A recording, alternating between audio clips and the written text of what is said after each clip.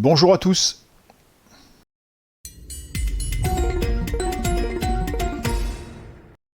Certains d'entre vous ont certainement vu passer dans l'actualité environnementale que l'autorité internationale des fonds marins doit se réunir en mars et en juillet pour savoir si elle doit autoriser l'exploitation minière des fonds océaniques.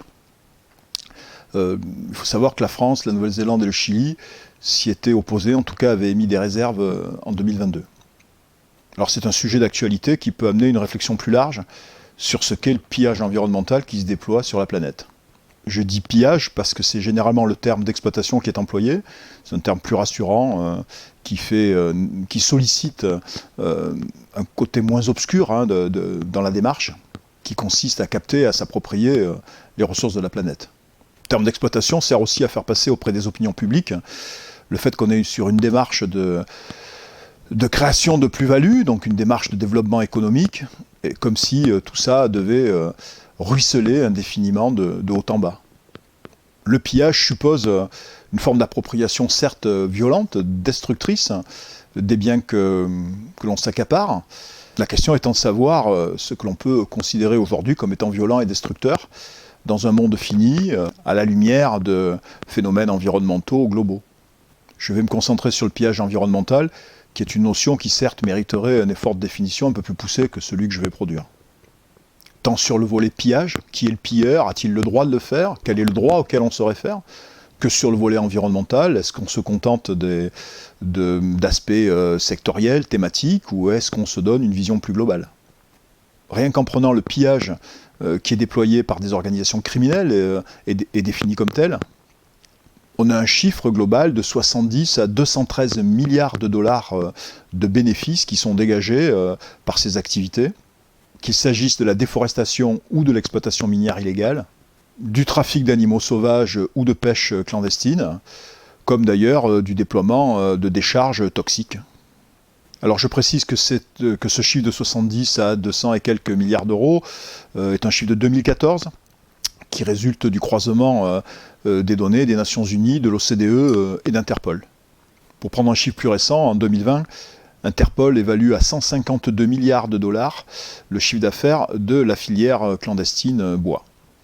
En 2022, 27 affaires de pollution illégale, donc de décharges toxiques et autres, pour des bénéfices de l'ordre du demi-milliard, sont en cours d'instruction par Interpol. Comme on peut s'en douter, la criminalité environnementale s'articule parfaitement avec l'activité globale des réseaux mafieux. On a du trafic de personnes, on n'a évidemment aucun respect des droits humains en la matière. Tout ça finit bien souvent dans des paradis fiscaux. Et par la force des choses, la traçabilité des fonds qui émanent de ces activités est extrêmement difficile à établir. Alors les chiffres que je viens de citer, que ce soit ceux de l'ONU, de l'OCDE, d'Interpol, renvoient à des infractions environnementales. On peut aussi élargir la maille et s'intéresser à ce que l'on peut considérer comme un pillage global des ressources naturelles de la planète. On s'en souvient, en 2015, Hugo Bardi, pour le Club de Rome, a produit un rapport intitulé « Le grand pillage, comment nous épuisons les ressources de la planète », qui reprend la méthode utilisée par le Club de Rome en 1972 pour produire son rapport sur les limites de la croissance dans un monde fini. Alors lutter contre le pillage illégal, les infractions, c'était évidemment souhaitable et nécessaire, mais compte tenu de l'évolution de l'humanité, dont on n'est pas certain qu'elle aille vers plus de sagesse et de discernement, notamment en ce qui concerne sa propre survie, je pense qu'il est temps d'élargir un petit peu la problématique, la réflexion sur l'accaparement par quelques-uns des ressources collectives pour produire indéfiniment plus de plus-value.